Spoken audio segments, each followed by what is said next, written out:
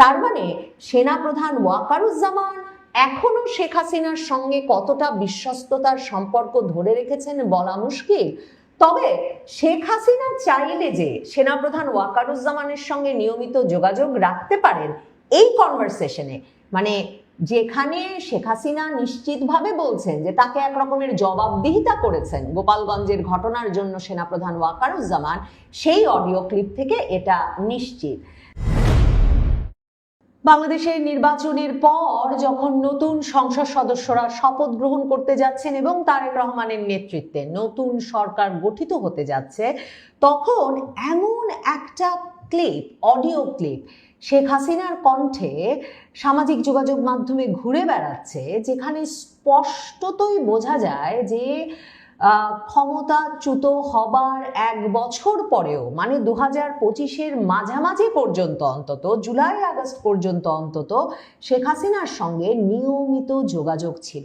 শেখ হাসিনার সঙ্গে তার নিয়োগ করা সেনাপ্রধান ওয়াকারুজ্জামানের এখনো কি যোগাযোগ আছে? শেখ হাসিনা নিয়মিত ফোনে কথা বলতে পারছেন সেনাপ্রধান ওয়াকারুজ্জামানের সঙ্গে, সেনাপ্রধান ওয়াকারুজ্জামান তার ফোন ধরছেন, তাকে বিভিন্ন জবাবদিহি করছেন, এবং শেখ হাসিনা তাকে কি বিভিন্ন বিষয়ে প্রশ্ন করছেন, পরামর্শও দিচ্ছেন। এই প্রশ্নগুলো শেখ হাসিনার যে ক্লিপটি এখন ঘুরছে সেটা শুনলে খুব স্বাভাবিকভাবেই আপনাদের মাথাতেও আসবে। শেখ হাসিনা 2024-এর আগস্টের পর ভারত চলে যাওয়ার পর থেকেই নেতা কর্মীদের সঙ্গে নিয়মিত যোগাযোগ রাখেন বিভিন্ন প্ল্যাটফর্মে, ফোনে, টেলিগ্রাম, সিগন্যাল, এসব প্ল্যাটফর্ম ব্যবহার করে, এবং সেখানে দলীয় ফোরামে তিনি যে খুব খোলামেলা কথাবার্তা বলেন, সেসব কথাবার্তার বিভিন্ন ক্লিপ অনেক সময় বেরিয়ে আসে। ধারণা করা যায় যে ক্লিপটি আমি আপনাদের শোনাতে যাচ্ছি, সেই ক্লিপটি শেখ হাসিনা হয়তো দলীয় কোনো ফোরামে বক্তব্য রাখবার সময় এই কথাগুলো বলেছিলেন, এবং সেখানে শেখ হাসিনা কথা বলেন 2025-এর জুলাইয়ে, 18ই জুলাই পদযাত্রার নামক যে কর্মসূচি পুরো জুলাই মাস জুড়ে জাতীয় নাগরিক পার্টি এনসিপির নেতৃবৃন্দ সারা বাংলাদেশে করছিলেন, এবং 18ই জুলাই যখন তারা মার্চ টু গোপালগঞ্জ কর্মসূচি ঘোষণা করেন, যে কর্মসূচির অংশ হিসেবে তারা বঙ্গবন্ধু সমাধিটা গুড়িয়ে দিয়ে আসবেন এই খবর ছড়িয়ে পড়ে সর্বত্র, সেই সভা তারা যখন করতে যান গোপালগঞ্জে, এবং গোপালগঞ্জবাসী ব্যাপক প্রতিরোধ গড়ে তোলে, এবং এরপর সেনাবাহিনী গুলি চালিয়ে 5 জনকে হত্যা করে।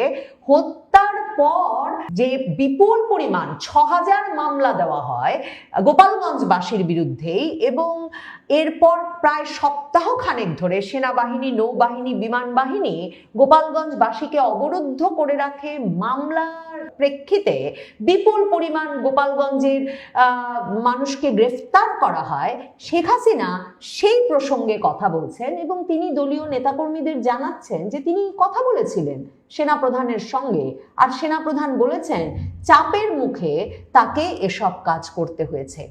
এই অডিও ক্লিপটি শুনলে সেনাপ্রধান এবং শেখ হাসিনার মধ্যকার সম্পর্ক নিয়ে প্রশ্ন না উঠে পারেই না। ঠিক কি ধরনের আলাপ তারা নিয়মিত করছেন, এখনই বা সে আলাপ বন্ধ হয়ে গেছে তা ভাববার কারণ কি? শুনে আসি শেখ হাসিনা কি বলছেন, সেনাপ্রধান ওয়াকারুজ্জামানের সঙ্গে তার কি আলাপ হয়েছিল। আমি সেনাপ্রধানকে জিজ্ঞেস করেছিলাম যে আপনি এই গোপালগঞ্জে মানুষকে এভাবে হয়রানি করা বা এভাবে মামলা দিলেন কেন? জবাব দিতে পারে না, তার উপরে নাকি চাপ আছে। তো সে হলো সেনাপ্রধান, তারপরে চাপটা দেবে কে? সেটা তো প্রশ্ন। আজকে এইভাবে যে সেনাবাহিনী এইভাবে গুলি মারলো, তাদের বিরুদ্ধে কোনো ব্যবস্থা হয়নি।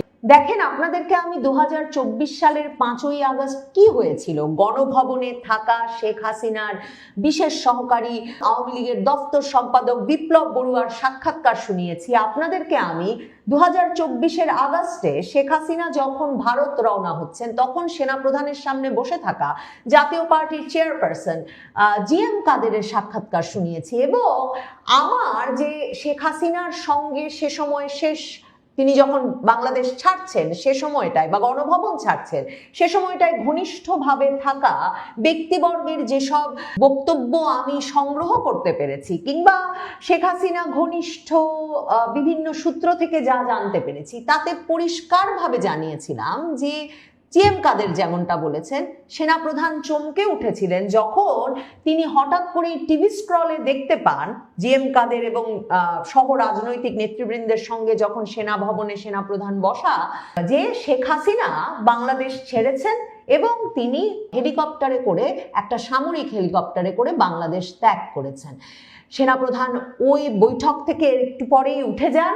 শেখ হাসিনা ঘনিষ্ঠ ব্যক্তিবর্গের কাছে এই খবর আমি অত্যন্ত বিশ্বস্ত সূত্র মতে এবং নিশ্চিতভাবে জেনেছি যে সেনাপ্রধান ওয়াকারুজ্জামান দ্রুত তখন শেখ হাসিনাকে ফোন করে বলেন যে স্যার, আপনি আমার উপর ভরসা রাখতে পারলেন না। সে সময় সেনাপ্রধানের সঙ্গেও তার অত্যন্ত ঘনিষ্ঠ একজন উপস্থিত ছিলেন ওই কক্ষে। সেনাপ্রধান ওয়াকারুজ্জামান যে শেষ মুহূর্ত পর্যন্ত, মানে শেখ হাসিনা যে সত্যি রওনা দিয়ে দেবেন এটা জানতেন না, বরং শেখ হাসিনার সঙ্গে, শেখ হাসিনা শেখ রেহানার সঙ্গে সেই সামরিক হেলিকপ্টার যেটি প্রথমে তাদেরকে বিমানবন্দর পর্যন্ত নিয়ে যায়, সেই হেলিকপ্টার থেকে শুরু করে সামরিক বিমানে ভারত পৌঁছানো পর্যন্ত বরং ছিলেন বিমান বাহিনী প্রধান হাসান মাহমুদ খান এবং সাবেক প্রধানমন্ত্রীর সামরিক সচিব জেনারেল কবির আহমেদ। সে কথাও আমি আপনাদেরকে আগে জানিয়েছি। সেনাপ্রধান ওয়াকারুজ্জামান তখন চাইছিলেন যে রাজনৈতিক দলগুলোর সঙ্গে আলাপের মাধ্যমে একটা এমন সরকার গঠন করা যায় কিনা যে সরকার আসলে দায়িত্ব নেবে, সর্বদলীয় একটা সরকার, সবার মেনে নেওয়া একটা সরকার। শেখ হাসিনা পদত্যাগ করবেন এবং তিনি শেখ হাসিনাকে ক্যান্টনমেন্টে নিয়ে গিয়ে কিংবা বাংলাদেশেই রেখে একটা নিরাপত্তা দেওয়ার প্রতিশ্রুতি দিয়ে আসছিলেন। সেনাপ্রধানের কথায় ভরসা করে কোনোভাবেই যে শেখ হাসিনা সেখানে থাকা উচিত হবে না, সেটা যখন একদিকে বারবার বিমান বাহিনী প্রধানের তরফে ভারতের গোয়েন্দা সংস্থা, ভারতের নিরাপত্তা উপদেষ্টাদের বরাতে জানানো হচ্ছিল শেখ হাসিনাকে, পাশাপাশি শেখ হাসিনা কে তার নিরাপত্তা দেওয়ার দায়িত্বে নিয়োজিত এসএসএফ, প্রেসিডেন্ট গার্ড রেজিমেন্ট, তাদের সদস্যরা কোনোভাবেই শেখ হাসিনার আর গণভবনে থাকা উচিত হবে, যখন কিনা সেনাপ্রধান মার্চ টু ঢাকা কর্মসূচি সফল করতে ঢাকার সকল প্রবেশদ্বার খুলে দিয়েছেন, সেনাবাহিনী সরিয়ে নিয়েছেন এবং বিক্ষোভকারীরা গণভবন অভিমুখে আসছে, সে বিষয়টাও আমি আপনাদের জানিয়েছি। এহেন সেনাপ্রধান এর পরেও নাকি অন্তর্বর্তীকালীন সরকারটি যখন গঠন হয়েছে তখনও শেখ হাসিনার সঙ্গে বিশ্বস্ততার সম্পর্ক ধরে রাখতে বারবারই শেখ হাসিনার সঙ্গে ফোনে এবং নানা মাধ্যমে যোগাযোগ অব্যাহত রেখেছেন। আওয়ামী লীগের ঘনিষ্ঠ অনেক সূত্রের বরাতে, সেনাবাহিনীর ঘনিষ্ঠ অনেক সূত্রের বরাতে একথা বারবার আমি জানতে পেরেছি যে সেনাপ্রধান শুধুমাত্র অন্তর্বর্তীকালীন সরকারের গঠনের বিষয়ে শেখ হাসিনার সঙ্গে নিয়মিত আলাপ করছিলেন তাই নয়, ওই যে আসিফ মাহমুদ সজীব ভুইয়া যে বলেছিলেন যে সেনাপ্রধান কিছুতেই রাজি হচ্ছিলেন না ডক্টর ইউনূসকে অন্তর্বর্তীকালীন সরকারের প্রধান করতে, এবং তিনি বলছিলেন হি ইজ আ কনভিক্ট, মানে তিনি অপরাধী, আদালতে অপরাধী হিসেবে তাকে সাব্যস্ত করা হয়েছে। এবং শেষ পর্যন্ত ছাত্র নেতাদের দাবির মুখে তিনি যে বলেছিলেন যে বুকে পাথর চাপা দিয়ে তিনি ইউনূসকে মেনে নিচ্ছেন অন্তর্বর্তীকালীন সরকারের প্রধান উপদেষ্টা হিসেবে, আওয়ামী লীগ ঘনিষ্ঠ অনেক সূত্র, সেনাবাহিনী ঘনিষ্ঠ অনেক সূত্র মনে করে সেনাপ্রধানের ইউনূস নিয়ে এই আপত্তিও আসলে মূলত শেখ হাসিনার ইউনূস বিষয়ে ব্যাপক আপত্তির কারণে। তার মানে সেনাপ্রধান কিন্তু এই পুরোটা সময় জুলাই পর্যন্ত বা আগস্ট পর্যন্ত 2025-এর অন্তত শেখ হাসিনার সঙ্গে ঘনিষ্ঠ যোগাযোগ রেখে গেছেন এবং তার সঙ্গেও একটা বিশ্বস্ততার সম্পর্ক মেনটেন করেছেন, বজায় রেখেছেন, যেখানে তিনি শেখ হাসিনাকে জানিয়েছেন যে তার উপর চাপ থাকায় তাকে গোপালগঞ্জে গুলি চালাতে হয়েছে এবং তার উপর চাপ থাকায় তিনি গোপালগঞ্জে এই পরিমাণ মামলা করেছেন।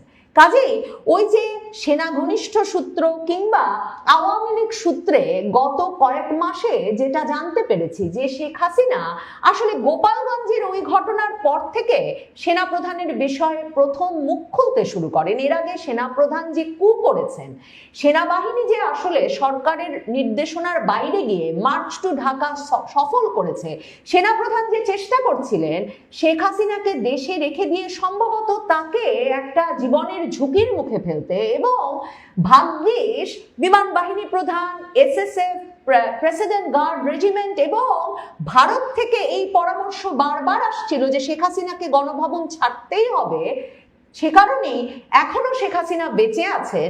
সে বিষয়গুলো শেখ হাসিনা গোপালগঞ্জ ঘটনার পর প্রথম নানাভাবে ব্যাখ্যা করতে শুরু করেন। তার মানে সেনাপ্রধান ওয়াকারুজ্জামান এখনো শেখ হাসিনার সঙ্গে কতটা বিশ্বস্ততার সম্পর্ক ধরে রেখেছেন বলা মুশকিল। তবে শেখ হাসিনা চাইলে যে সেনাপ্রধান ওয়াকারুজ্জামানের সঙ্গে নিয়মিত যোগাযোগ রাখতে পারেন এই কনভারসেশনে, মানে যেখানে শেখ হাসিনা নিশ্চিতভাবে বলছেন যে তাকে এক রকমের জবাবদিহিতা করেছেন গোপালগঞ্জের ঘটনার জন্য সেনাপ্রধান ওয়াকারুজ্জামান, সেই অডিও ক্লিপ থেকে এটা নিশ্চিত। দেখেন, শেখ হাসিনার আরেকজন যে গুরুত্বপূর্ণ রাষ্ট্রের সর্বোচ্চ পদে আসীন যে ব্যক্তিটিকে শেখ হাসিনা নিয়োগ করে এখন পর্যন্ত সে পদে আসীন রাখতে পেরেছেন, সেই ব্যক্তির নাম শাহাবুদ্দিন চুপ্পু। রাষ্ট্রপতি শাহাবুদ্দিন চুপ্পু যে এখন পর্যন্ত রাষ্ট্রপতি পদে থাকতে পেরেছেন সেটা নিশ্চিত করার ক্ষেত্রেও তিন বাহিনী প্রধান কিন্তু গুরুত্বপূর্ণ ভূমিকা রেখেছেন। তারা সব সময় রাষ্ট্রীয় সকল কাজে অবহিত করেছেন রাষ্ট্রপতি চুপ্পুকে। তারা নিয়মিতভাবে বঙ্গভবনে গিয়ে সাক্ষাৎ করেছেন, বঙ্গভবনের রাষ্ট্রীয় সামাজিক অনুষ্ঠানে অংশ নিয়েছেন।